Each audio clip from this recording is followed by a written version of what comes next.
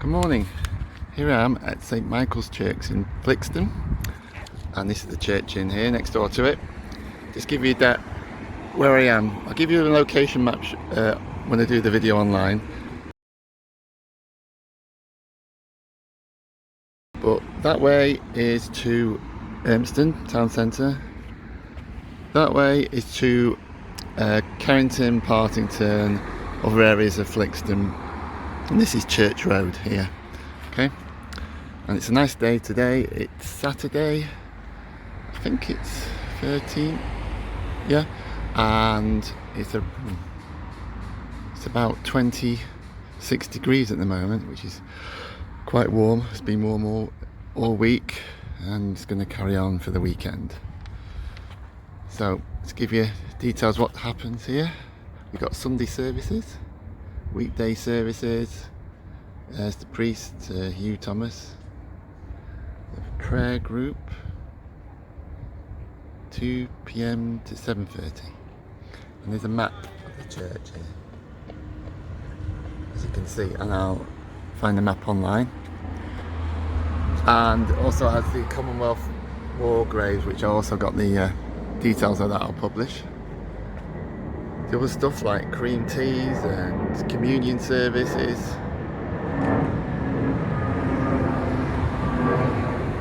Okay, it just tells you about the war graves there, Commonwealth war graves, and we'll talk about that thing later on. We'll talk about the pub next door. This is the entrance to the church, the main entrance. It does have other entrances. We've got here some details about the church and the wildlife. Okay, and I'll just give you a brief history of the church. If you just entertain me for a few minutes. In 1190, it's going back some time now, 1190, Flixton was appropriated by Burscough Priory, and then in 1290 by Lichfield Cathedral, where there is an historic stall reserved for the prebendary of Flixton to this very day. And in 1500, Flixton Church has reached its present length, with a tower of the same site as the present one, containing 2 bells. Of this medieval building, only the east wall of the chancel remains, and in 1964, the original stonework was stripped of its 11th century white plaster to reveal the beautiful stonework you can see today, which is inside the church.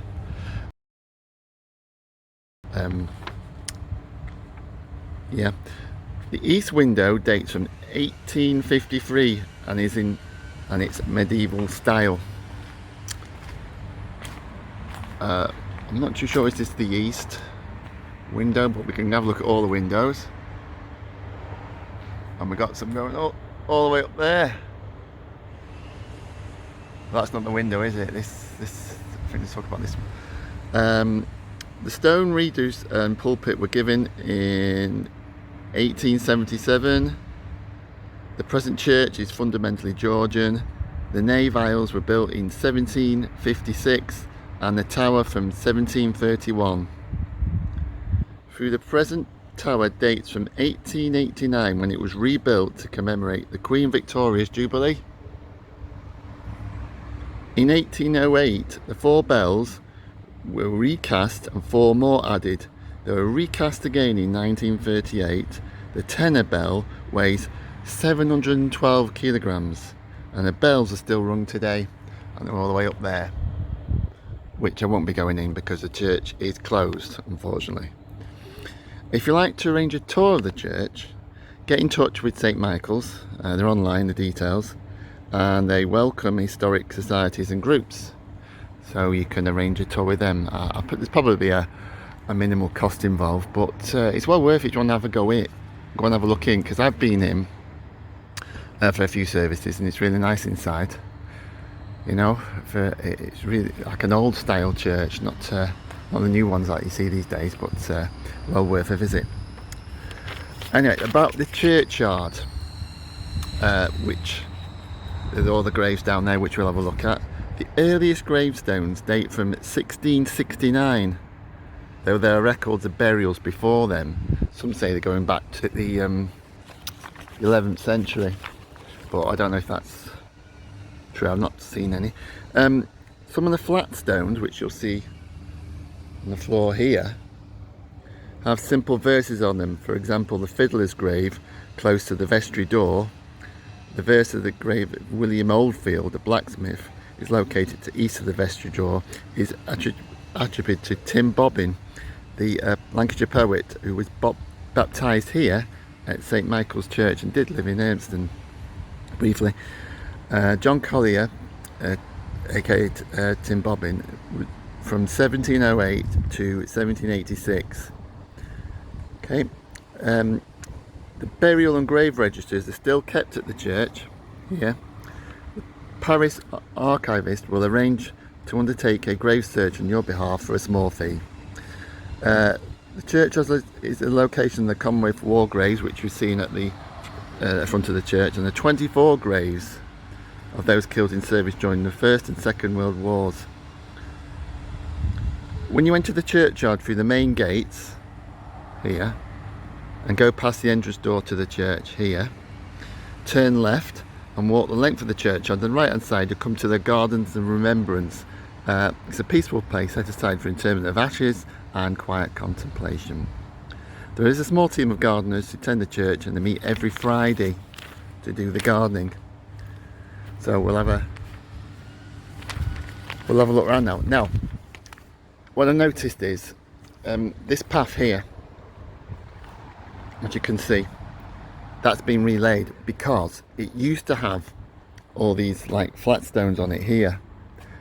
And I know that because my mum and dad were married at this church, and there's a picture of them coming out, which I'll show you, I'll get from them here, and they've all stones on the floor.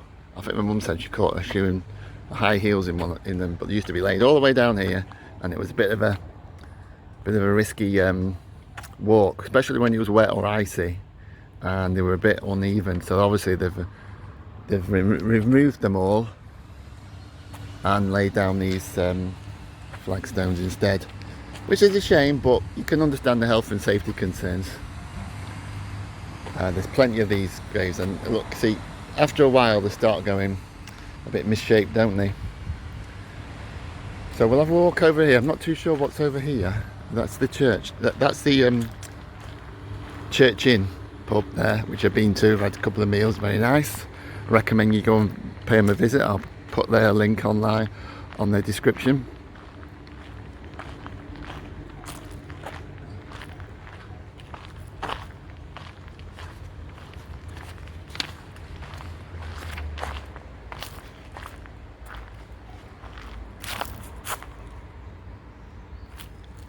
O Lord Jesus, true gardener, work in us what you want of us, for without you we can do nothing, for you are indeed the true gardener, at once the maker and tiller and keeper of your garden, you who plant with the word, water with the spirit, and give your increase with your power. Prayer from the 12th century. And as you can see, this bit slightly overgrown, but there is a area to sit down there if you want to. There's a very nice passage there.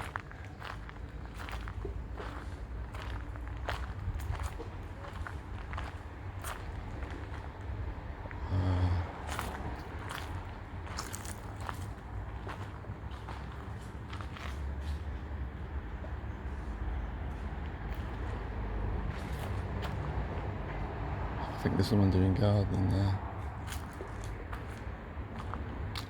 I won't bother them. But this area here belongs to the church.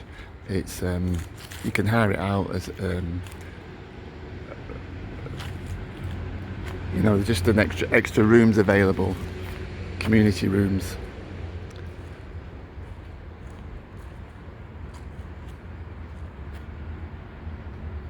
So we've got some graves going back to 1916 This one's a bit older, 1889.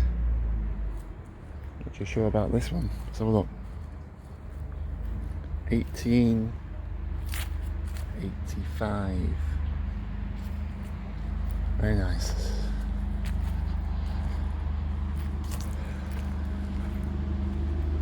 So this is just a small garden.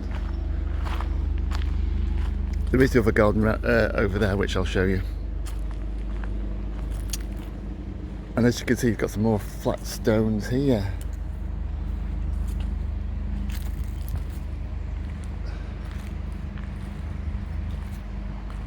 We're going back 1870,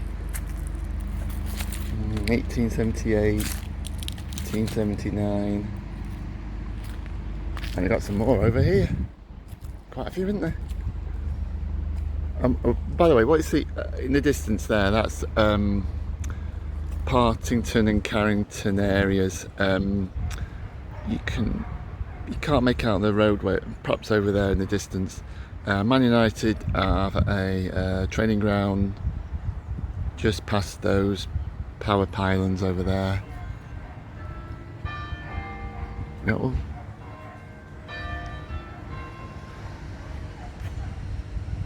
That was a church bell. Sounds pretty good. Yeah, so all these flat stones here.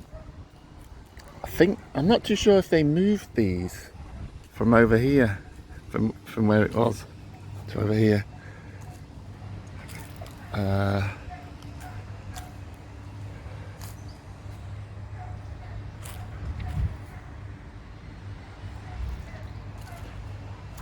Cool.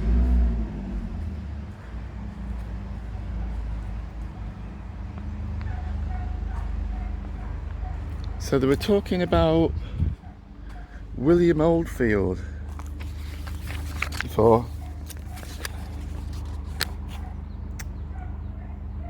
Close to the vestry, William Oldfield blacksmith. And I don't know which one it is of here, but there is a William O here, and I'm not sure if this is it, but I have my doubts. It's really difficult to see because most of them are covered over with soil and grass. So what I'll do, I'll try and check online and find out which one it is.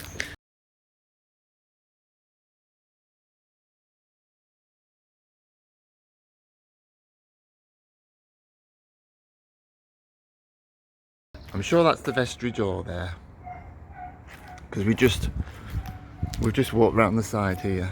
Yeah. I'll just show you got a very nice window there, and we've got a nice one here, and they're all protected by I think perspex to stop them being broken. But I'm not too sure which one Tim Bobbin wrote about William Oldfield and the Fiddler's Grave, but I'll try and find those online. But as you can see, you can make out there's quite a few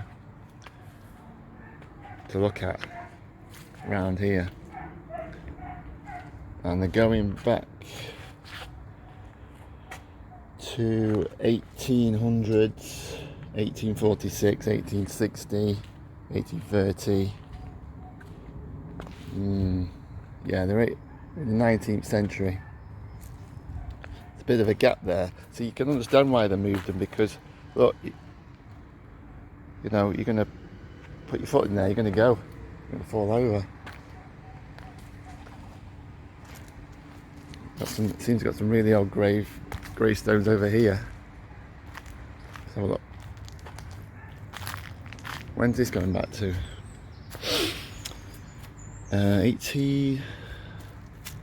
Very difficult to read that. No. 1930 something. This was 1873. And that one's there, 1885. Yeah. Like they're going to fall over or something. I won't like to touch them. Anyway, we'll have a look around like I said, we're going to have a quick look around the church. So we've got the main entrance at the front, and this one's the back entrance, probably to do when we're doing burials. They would use it really to come out after the service. As you can see, it's locked. Got some old Remembrance Sunday wreaths here. A nice light up there, and we've got something they've written there. Hold on. See if I can.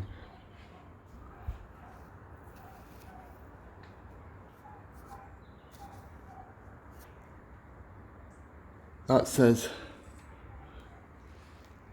the porch was erected in AD 1919 by George Bolton Scott, Esquire, and Anne, his wife, to the glory of God and the grateful memory of the undermentioned officers and men from this parish who gave their lives to the country in the Great War 14 to 18.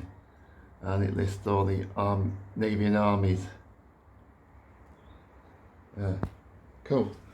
It's covered in cobwebs to this gate, but never mind. I'm not too sure whose grave this is. Do we see anything?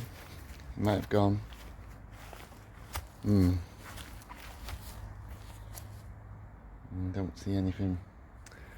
Oh, and this one here, this tall one, William Taylor, 1815.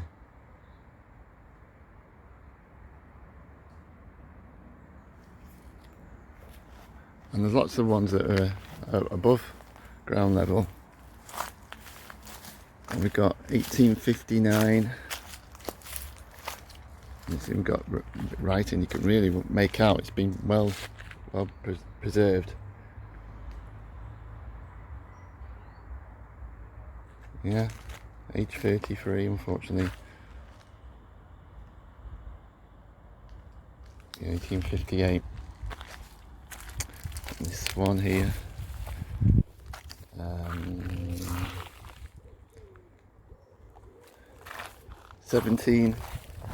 1755.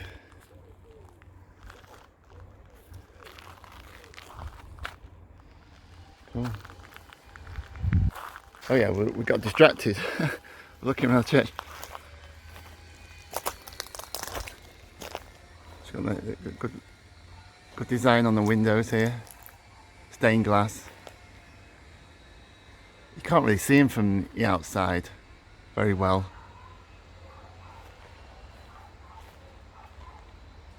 But they do look good when you're inside the church. Not open, unfortunately.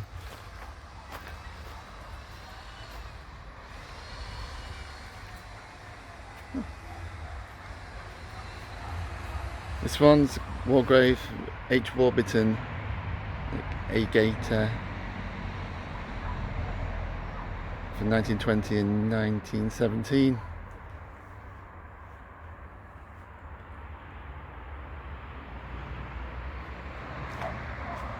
More of the flat stones here are covered over. Obviously not that many people walk this way.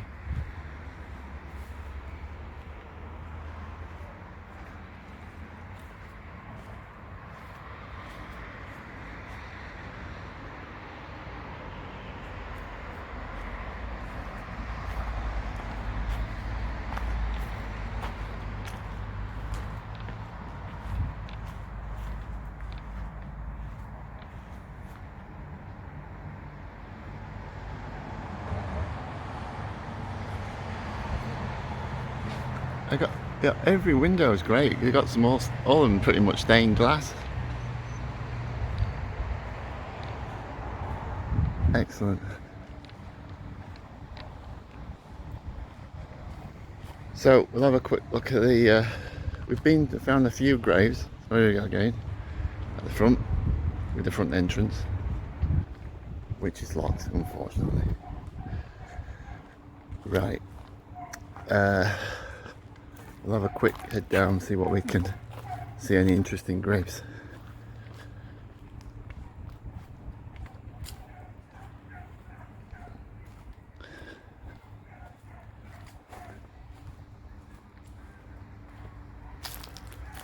got one with a reef on it.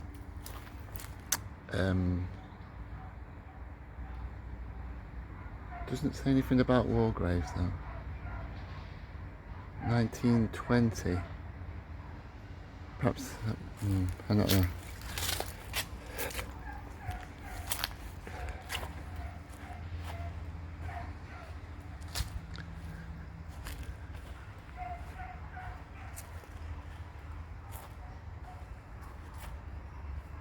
Yeah, it's only a small, you think about it, it's only for a churchyard. Just have a good few graves in it. I think I saw online it was like 600 or something. Can't be sure, try and find out. But you know, normally in the cemeteries they would accommodate all these, but I guess it's before that.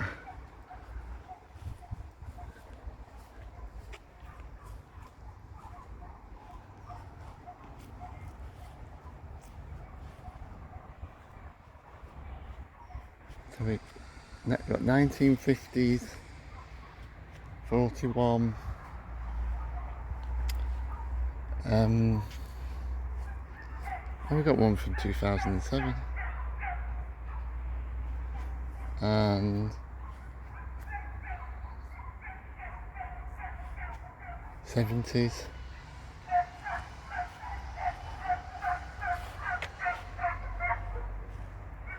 And just over the kennels, I can hear just dogs barking. There's another Commonwealth war grave here. You can tell with the white gravestones. O. Smith, Royal Army Service Corps, 1942, age 38. Cool. Yeah.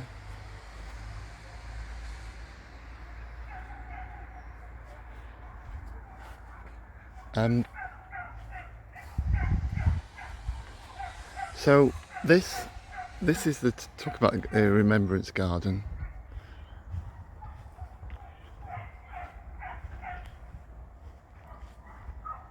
So we've got a bench there to sit down, and I guess the place where the ashes have been placed, because you can see a few flowers that have been left, various people.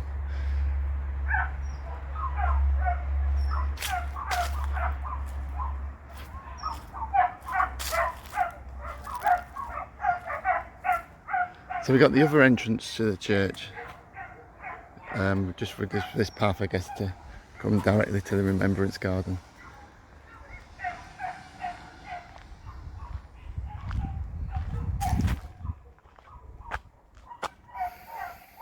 Just trying to see when these are. These are 1960s, 40s, 1890s. Oh no, sorry.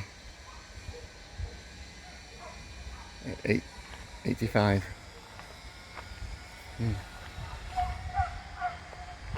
40s, yeah, the 1940s.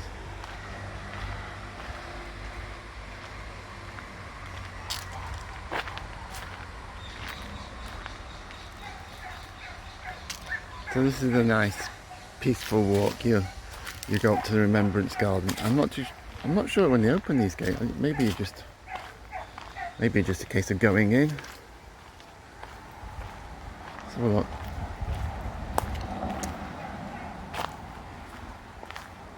Do they lock it? Oh, they don't. There you go. Go straight in. Wonderful. So there we go. So we'll go back towards the church. It's over there. See if we can find it. Oh, there we go. Got through here. I'm not too sure what's used over there. It's an empty field. Apart from the dog barking.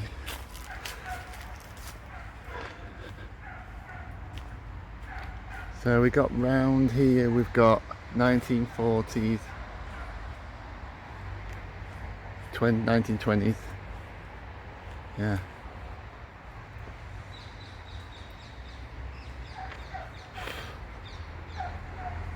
I'm sure all these graves, I think most of them, the pictures are taken on Find a Grave if you need to have a look for any in in St Michael's Churchyard. 1913, 1940, yeah.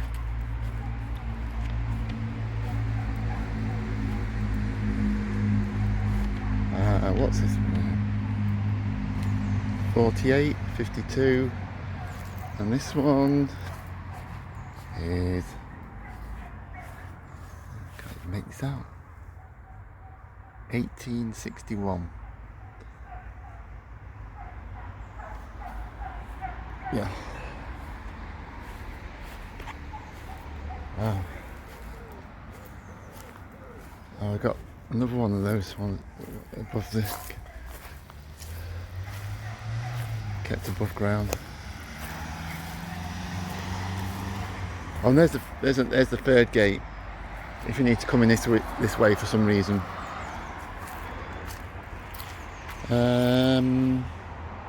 1828. John Smith.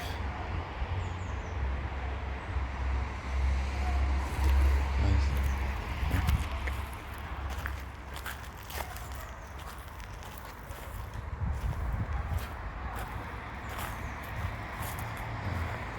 Got a light there for the church when to show up its there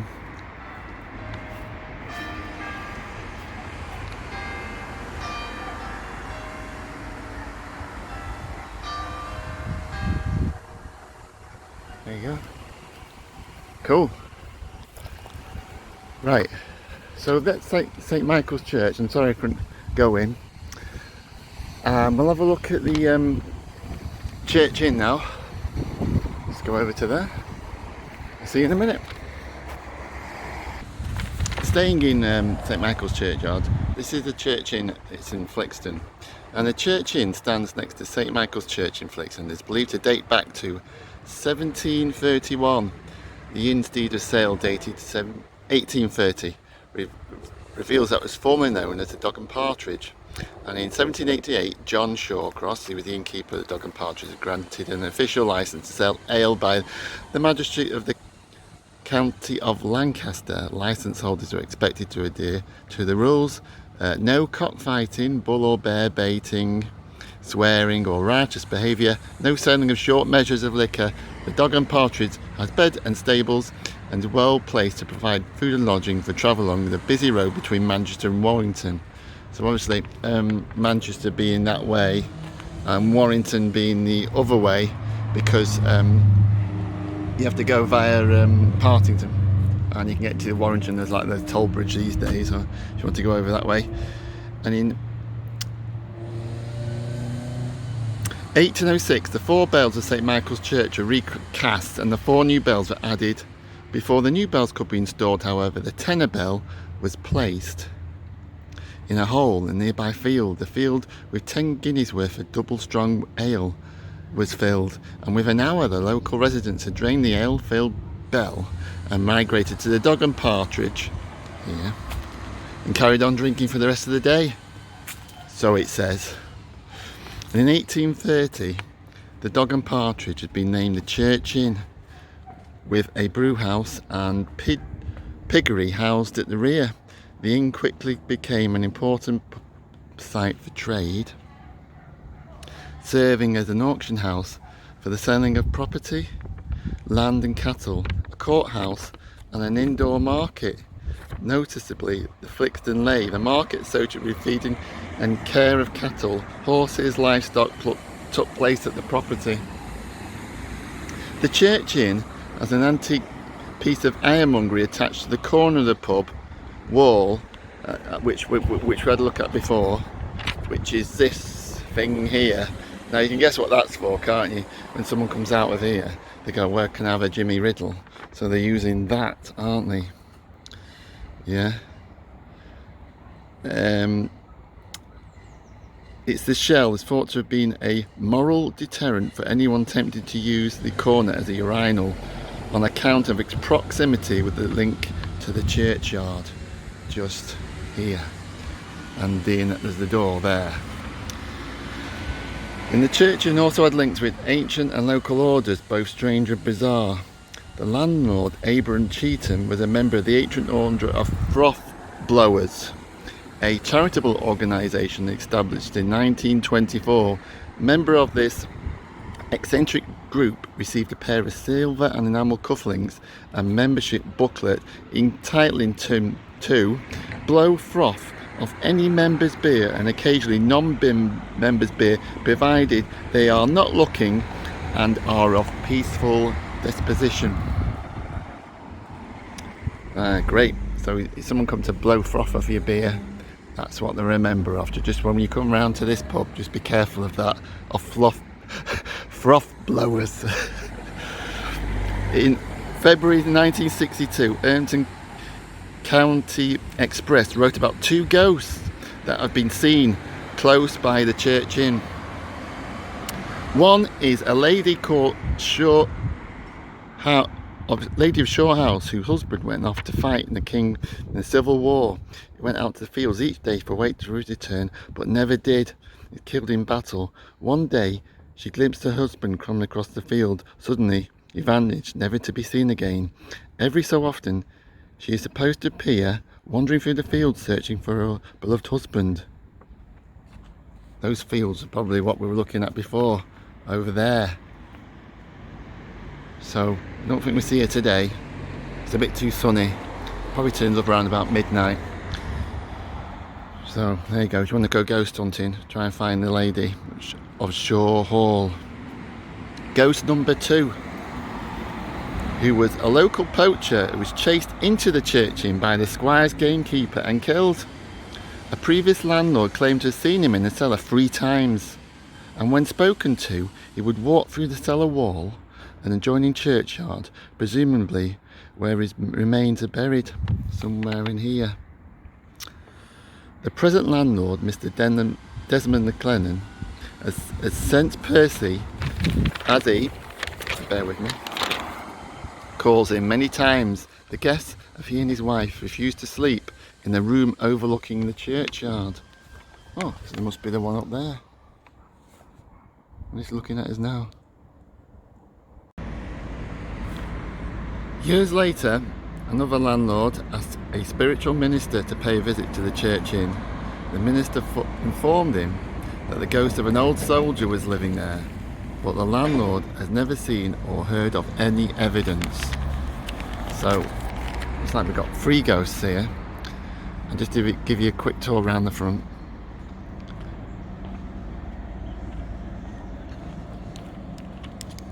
Bear with me. So this is the church inn. They've got Sunday roasts for $10.99, bargain, and a warm welcome from Daniel and his team. On the team, sorry. We've got quiz night here. Dog friendly. Church in there. Sky Sports. And these days it's run by a Green King, as you can see here. Cool. And then